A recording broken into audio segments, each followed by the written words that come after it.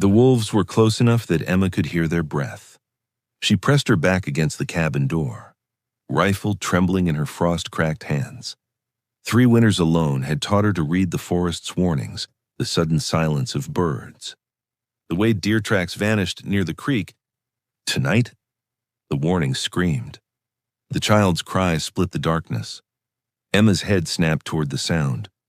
Through the pines, a small figure stumbled through snow that reached her knees. Behind her, a man's silhouette moved with the deliberate calm of someone who'd faced worse than wolves. "Get inside," Emma heard herself shout, though every instinct said bar the door. The man swept the child into his arms and ran. Emma fired twice over their heads, not to kill, but to scatter the pack. The wolves melted into shadow as the strangers crashed onto her porch. Up close, the man was younger than his weathered face suggested. 30. Maybe. His daughter couldn't be more than 7. Shaking so hard her teeth chattered. Both wore clothes too fine for traveling on foot through wilderness. "Lost our horses," the man said. His voice was rough gravel smoothed by something else education. Maybe got turned around in the storm. Emma's cabin had 1 room, 1 bed, 1 winter's worth of supplies that wouldn't stretch to feed 3. She stepped aside anyway. "One night," she said. "Storm breaks. You move on." The man's eyes held hers, gray as January sky, carrying their own kind of cold. "One night. You have my word." He didn't offer his name. "Out here?" That was courtesy.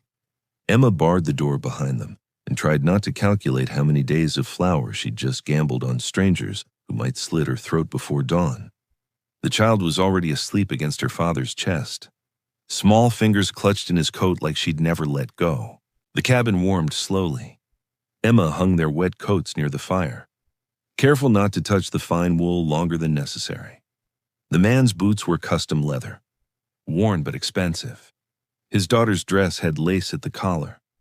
These weren't drifters or desperados, which made them more dangerous, not less. "Name's Sarah?" the child whispered, suddenly awake. Her eyes were dark and solemn. "Papa says I shouldn't talk to strangers, but you saved us from the wolves." "Sarah?" "Hush." The man's voice was gentle but firm. Emma ladled stew into wooden bowls, thin broth with more potato than meat, but hot. She watched the man eat slowly, breaking his bread into small pieces for his daughter first. A gentleman's habit, a father's devotion. "You're far from any town," Emma said. "We like it that way." He met her gaze without apology. "You live here alone. 3 years now. That's brave." Something in his tone said he understood the weight of that word. Or desperate. Both. Emma set down her spoon. "You running from something or toward it?" The man smiled. "Brief as summer lightning. Depends on the day." Sarah's head drooped against his shoulder. He shifted her carefully, settling her on the bed Emma had offered without asking what she'd sleep on herself. "You didn't have to take us in," he said quietly. "Didn't have to leave you to the wolves either." Emma poked the fire. "Out here, you help folks. That's the law that matters. Even when you can't afford to." She looked at him, then really looked. Beneath the trail dust and exhaustion, she saw something broken, something familiar. "Especially then," she said. The man nodded slowly. For a moment, neither spoke. The fire crackled. Outside, wind howled promises of harder cold to come. "Get some rest," Emma said. "You'll need your strength tomorrow." He didn't argue, which told her exactly how spent he was. She watched him settle on the floor near his daughter, close enough to shield her from any threat. Emma wrapped herself in a thin blanket and sat by the fire through the long, cold night. Dawn broke gray and bitter. Emma woke to find the man already up, feeding the fire with wood from her dwindling stack. He moved quietly, competently, like someone accustomed to making himself useful. "Storm's worse," he said. "Can't travel in this." Emma peered through the frost-thick window. Snow fell in sheets. erasing the world beyond her porch. The forest had vanished into white nothing. Her heart sank. One night was charity. 2 nights. 3 that was survival math she couldn't afford. "I'll hunt," the man said, reading her silence. "Earn our keep." In that, Emma gestured at the blizzard. "I've hunted in worse." He was already reaching for his coat. "You have traps set. Creek line. But they won't have caught anything in this weather. Then I'll track." He checked his rifle with practiced hands. "Sarah stays with you." It was a question, not a command. Emma nodded. The child woke as her father kissed her forehead.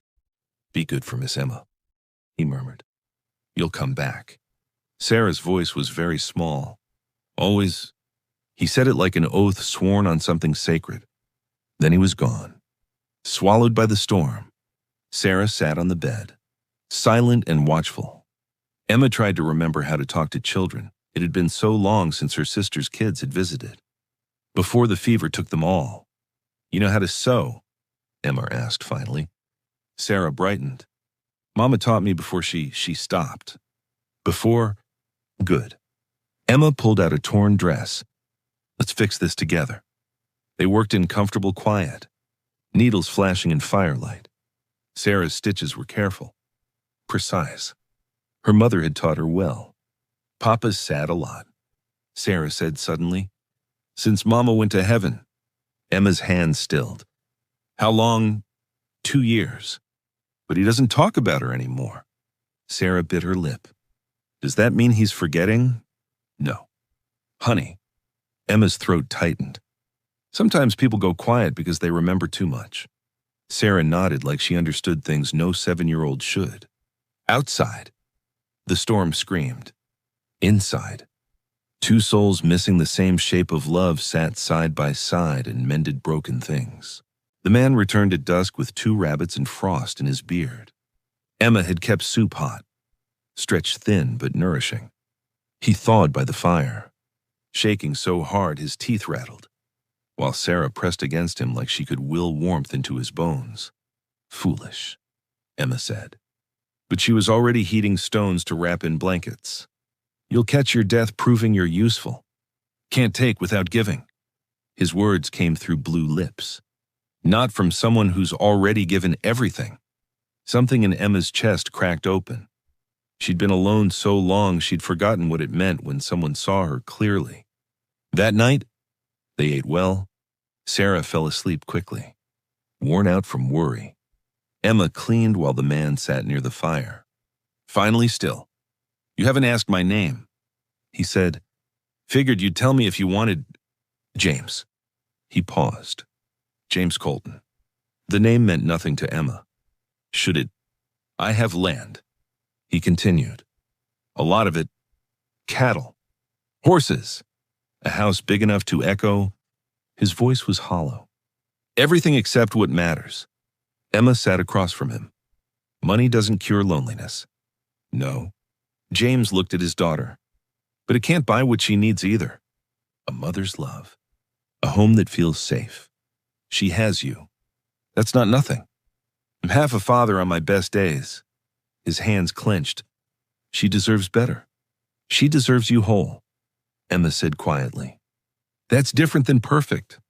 James's eyes found hers across the firelight. For a long moment, something unspoken moved between them, recognition of shared grief. Maybe understanding that came from walking the same hard road. "Why are you out here alone?" he asked. "Lost everyone I loved to fever. Couldn't stay in town where everything reminded me." Emma's voice didn't shake. She'd had 3 years to practice. Came here to rebuild or die trying. "Which one's winning?" She smiled. "Brittle as January ice. Ask me tomorrow." The fire burned low. Neither moved to add wood. Sometimes darkness felt safer than the light that showed too much truth. "One more day," James said. "Storm should break by then." Emma nodded, ignoring the strange ache in her chest. One more day. Then she'd be alone again. Just like she'd learned to prefer it. Morning brought silence. The storm had passed. leaving the world buried and sparkling under hard sun. Emma woke to find James already outside, clearing snow from her porch with a shovel he must have found in the lean-to. Sarah helped, her small hands red with cold, laughing as she threw snowballs at the trees. "You don't have to do that," Emma called. "I know." James didn't stop. "But your roof's got a weak spot near the chimney. Snow that heavy will cave it in." Emma climbed up to look. He was right, she'd been meaning to fix it before winter. But lumber was expensive, and her hands weren't as strong as they'd once been.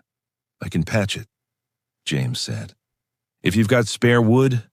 "I don't." "Then I'll ride to town. There's one about 15 miles south." "Isn't there?" Emma stared. "In this snow. On foot. Found our horses this morning. They'd sheltered in a canyon." He smiled slightly. Stubborn animals, like their owner. The horses were magnificent, sleek, well-bred, worth more than Emma's entire cabin. James saddled the larger one with ease, moving with the confidence of a man who'd lived in leather his whole life. "I'll be back before dark," he said. "You don't owe me. I know what I owe." His voice was firm. "And it's more than a patched roof." Emma. Her name in his mouth felt like a promise. She watched him ride south until he vanished into white distance, then turned to find Sarah watching her with knowing eyes. "Papa likes you," the child said simply. "He's just being kind." "No." Sarah shook her head. "He laughs different when you talk, like he used to with Mama." Emma's heart stuttered. "Sweet girl. That's not... Will you be my mama?" The question hit like a bullet. Emma crouched down, taking Sarah's cold hands. "Honey, your papa and I just met. We're strangers helping each other through a storm. Mama always said God sends the right people when you stop looking." Sarah's voice was utterly certain. "Papa stopped looking. Then we found you." Emma had no answer for that kind of faith. That night, James returned with lumber, nails, and food enough to last weeks. Emma started to protest, but he cut her off. "Let me do this," he said quietly. "Please." So she did. 3 days became a week. James fixed the roof, then the sagging porch rail, then the door that stuck in its frame. He worked from dawn to dusk, and Emma stopped pretending she wanted him to leave. Sarah bloomed like spring flowers, teaching Emma songs her mother had sung, learning to braid Emma's hair with clumsy, earnest fingers. The cabin filled with laughter for the first time in 3 years. Evenings, after Sarah slept, Emma and James sat by the fire and traded stories. He told her about his ranch, thousands of acres, a dozen hands, herds that stretched to the horizon. She told him about the family she'd lost, the sister she still dreamed about some nights. "I should go back," James said one night. "My foreman's capable, but there are decisions only I can make." "Then go." Emma kept her voice steady. "Come with us." The words hung in the warm air. Emma's heart hammered. "James, I'm not asking you to marry me." He leaned forward. "Ernest." "Not yet. But come to the ranch. See if Sarah's right. If this is more than kindness, I have nothing to offer you." Emma gestured at her threadbare dress, her calloused hands. "I'm not the kind of woman who fits in a rancher's world. You're exactly the kind of woman who does." His voice was rough, strong, honest. "Good. You barely know me. I know you gave everything you had to strangers in a storm." James reached across the space between them. "Not quite touching. I know my daughter smiles again. I know I feel human for the first time since my wife died." He paused. "I know I'm half in love with you, Emma, and I don't want to walk away to find out what whole feels like." Emma's breath caught. Every instinct screamed to protect herself, to say no, to stay safe in her lonely cabin where nothing could hurt her anymore. But Sarah's laughter echoed in her memory, and James's hands building her a stronger home, and the warmth of being seen, truly seen. After 3 years of invisible grief, one condition: she said finally. Anything. If it doesn't work, if I don't fit, you let me leave with dignity. No charity, no pity. James's smile was sunrise breaking through storm clouds. Deal. He held out his hand. Emma took it. His palm was warm and rough and felt like coming home. The ranch took Emma's breath away. Rolling hills. Endless sky. A house that could swallow her cabin 10 times over. Hands tipped their hats as James rode in with Emma beside him and Sarah chattering between them. But the whispers started immediately. Who's that? Emma heard in the stable. Some woman he found in the wilderness. Poor thing probably thinks she's caught herself a rich man. Emma's spine stiffened. She'd survived 3 winters alone. She could survive gossip. James introduced her to his foreman, a leathered man named Dutch who looked her over with sharp eyes. Ma'am, he said, respectful but reserved. I can work, Emma said.